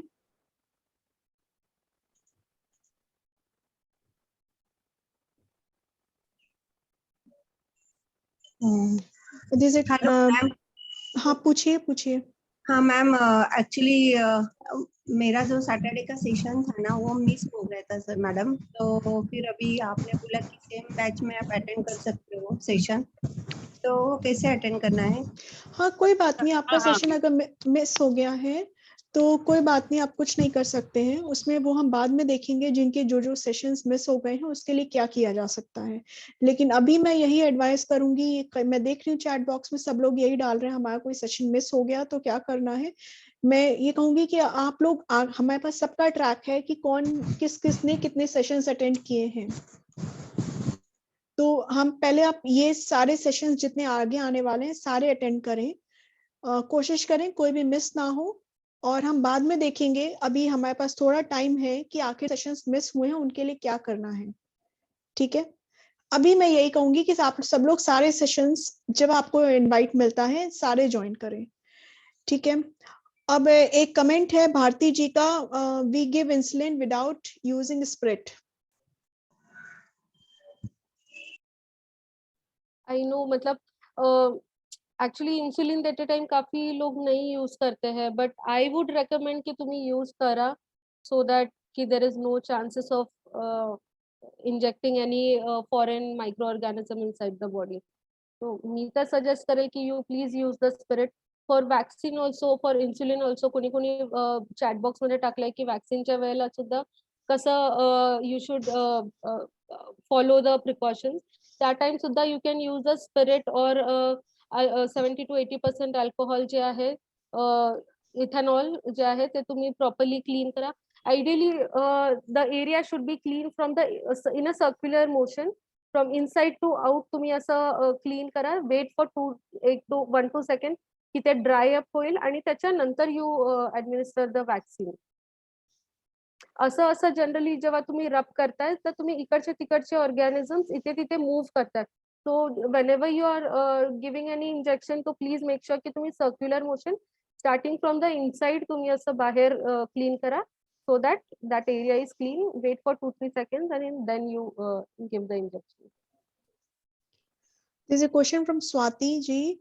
Ma'am, you told that you can use N95 mask for 1 week. Same mask use after 4 days or not? Ideally I would say कि नहीं यूज करना बेटर है. मतलब तुम max 6 to 7 days you can use, but after that please don't reuse that mask.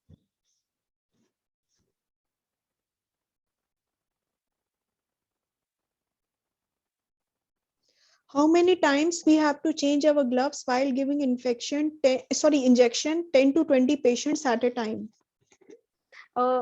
अगर at a time तुमको देना है तो obviously 1 patient to another patient जब तुम मूव कर रहे हो तो बीच में प्लीज हैंड सैनिटाइजर यूज करो. अगर आइडियली तो ग्लव चेंज करना चाहिए, बट ऑब्वियसली जब हैवी कैजुअलिटी वगैरह है या एट अ टाइम इतने पेशेंट्स है तो it is difficult, I know. तो 1 पेशेंट से दूसरे पेशेंट को जब टच करते हो उसके पहले सैनिटाइजर से तुम्हारे ग्लव्स क्लीन करो और फिर दूसरा इंजेक्शन हाथ में low.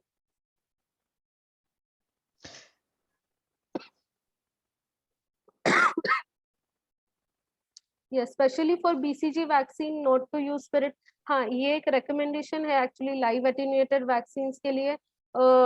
It is not recommended कि तुम disinfectant उस पे लगाओ. So that is important. Yes.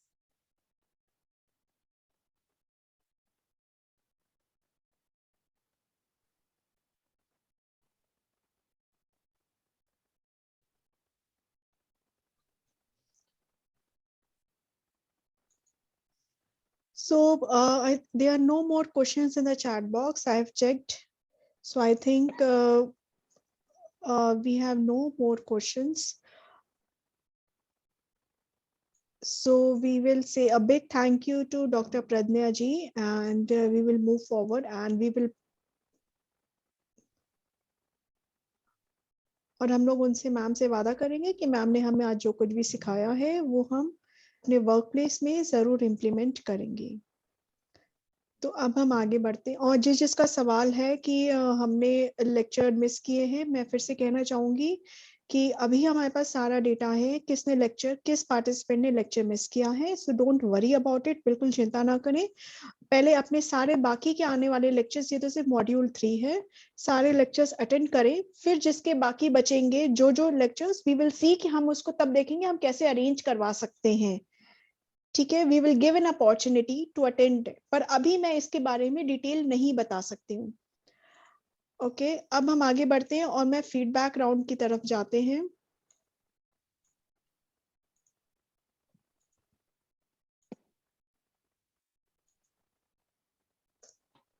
Okay, feedback form का लिंक मैंने चैट बॉक्स में डाला है, और हम प्रज्ञा मैम से वादा करते हैं कि मैम को हम फिर से बुलाएंगे उनसे नया सेशन के लिए, नया मॉड्यूल पढ़ने के लिए। और अभी जो है मैंने फीडबैक फॉर्म का लिंक डाला है, मैं सभी से रिक्वेस्ट करूंगी कि आप सब लोग फीडबैक फॉर्म को जरूर भरें। बिना फीडबैक फॉर्म भरे कोई भी मीटिंग छोड़कर नहीं जाएगा। जैसे कि बोला गया, एक किसी ने लिखा कि फीडबैक फॉर्म भरने के लिए 10 मिनट दें, तो मैंने अभी मैं मीटिंग 3:15 बजे खत्म बंद कर दूंगी 3:15 पे, तो आपके पास इनफ टाइम है, आप लोग फीडबैक फॉर्म भर सकते हैं। A very big thank you to Pradnya ma'am. She has explained the subject matter in a very simple manner and language, and we will surely going to implement it in our workplace. हाँ, मैं अभी closing remarks दूंगी, तो मैं आपको next lecture के बारे में भी बताऊंगी। अभी आप लोग फीडबैक फॉर्म भरें।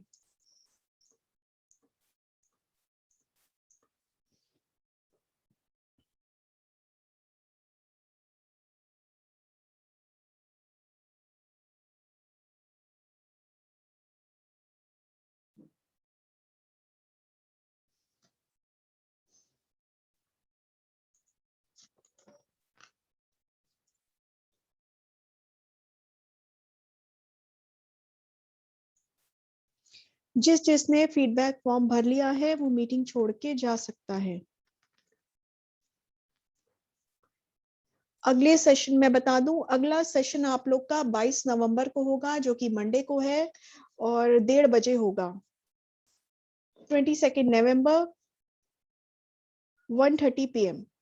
मैं सेशन की जानकारी मैं ईमेल से भिजवा दूंगी।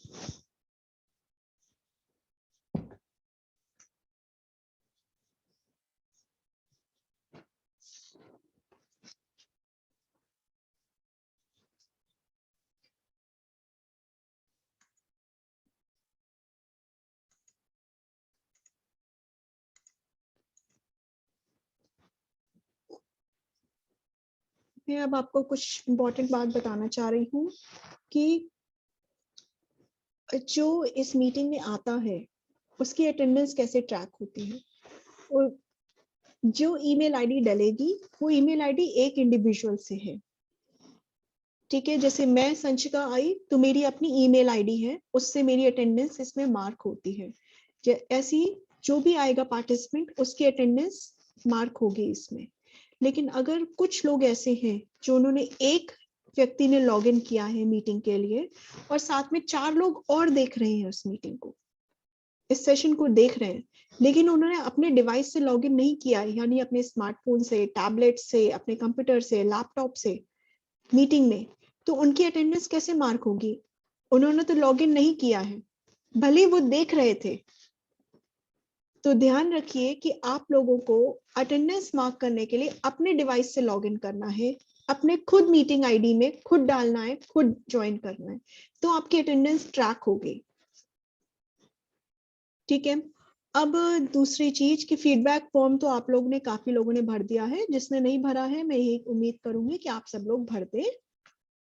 अब अंत में मैं यही कहूंगी कि हम मीटिंग क्लोज करने की तरफ आ रहे हैं। हमारा नेक्स्ट सेशन जो है वो 22 नवंबर को होगा, जो कि मंडे है, और वो 1:30 बजे होगा। तो मैं आपको ज्वाइनिंग लिंक जो है मीटिंग का वो मैं ईमेल से भिजवा दूंगी।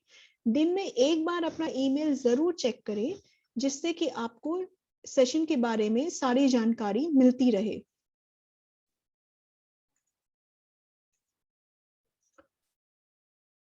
जिसने भी फीडबैक फॉर्म सबमिट कर दिया है वो सब लोग जो है मीटिंग छोड़ के जा सकते हैं। हम इस मीटिंग को क्लोज करने जा रहे हैं।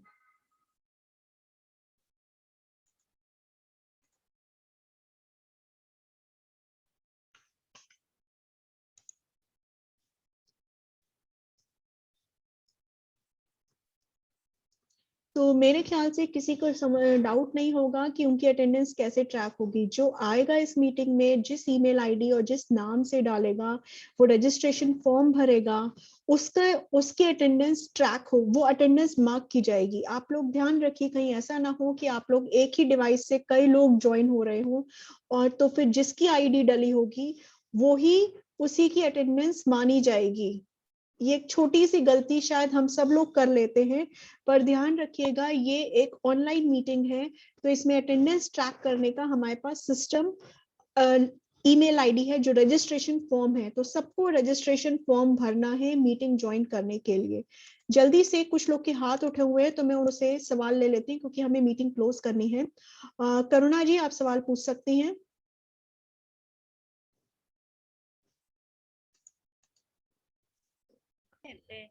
सविता जी पूछिए। हाँ बोलिए।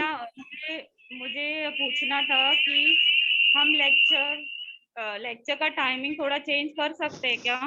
नहीं, Because it lecture, is very difficult to attend the lecture properly.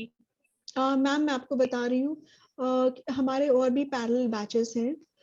मैं आपकी ये मीटिंग अभी खत्म करूंगी, मुझे दूसरी मीटिंग स्टार्ट करनी है।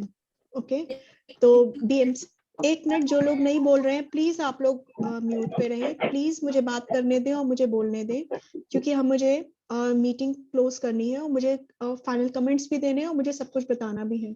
तो सविता जी, जैसा आपका सवाल था, तो मैं ये कहना चाहूंगी बैक टू बैक हमारे सेशंस हैं, और ये बैच 4 है और बैच 5 अभी हम लॉन्च कर रहे हैं। तो आप समझ रहे होंगे हमारा,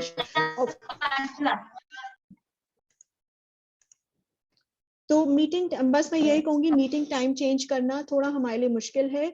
हर मंडे और वेडनेसडे को 1:30 बजे ही मीटिंग होगी, और देखिए हम शाम का टाइम भी नहीं रख सकते, सभी ड्यूटीज अवर्स पूरे होते हैं, तो इसलिए थोड़ा मुश्किल है। ज्यादा देर की बात नहीं है, अभी 3 लेक्चर्स तो ऑलरेडी हो चुके हैं, 7 लेक्चर्स और बाकी हैं।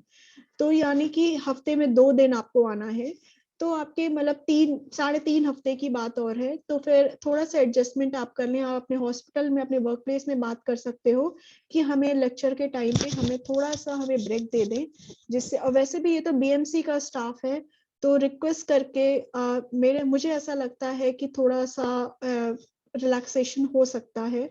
एक बार आप कोशिश करें, क्योंकि मैं यही चाहूंगी कि सब लोग सारे लेक्चर्स, आज अटेंडेंस अच्छी थी, सब लोग सारे लेक्चर्स अटेंड करें। ठीक है, अब मीटिंग क्लोज करने का समय आ चुका है और मैं फिर से कहना चाहूंगी कि आप सब लोग आए, उसके लिए बहुत बहुत धन्यवाद। अगला सेशन मंडे को यानी कि 22 तारीख को दोपहर में 1:30 बजे होगा और मैं मीटिंग इनवाइट्स मतलब वो मैं भिजवा दूंगी सबको। जो है दिन में एक बार अपना ईमेल जरूर चेक करना है क्योंकि सबको ईमेल पर ही आएगा।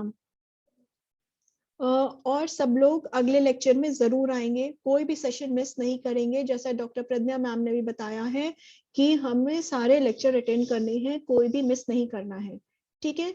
और जिसका मिस हो गया है कोई बात नहीं, अब हम बाद में देखेंगे क्या करना है, पर आगे के तो आप करिए, अभी 7 लेक्चर और बाकी हैं, ठीक है। तब तक के लिए सभी को धन्यवाद देती हूँ, आज आप लोग आए। और नहीं हमारा लेक्चर दर्शना जी, हमारे लेक्चर्स जो हैं मंडे और वेडनेसडे को होंगे अगले हफ्ते से। तो हमारा वेडनेसडे हो गया है आज, और अब मंडे और वेडनेसडे, मंडे वेडनेसडे, सोमवार और बुधवार। तो अब हम लोग, मैं मीटिंग क्लोज करने जा रही हूँ, आप लोग आए उसके लिए बहुत बहुत धन्यवाद। और हम अगले हफ्ते फिर से मिलेंगे। तब तक के लिए मैं सभी को नमस्कार करती हूँ, प्रणाम, जय हिंद। मैं मीटिंग क्लोज करने जा रही हूँ।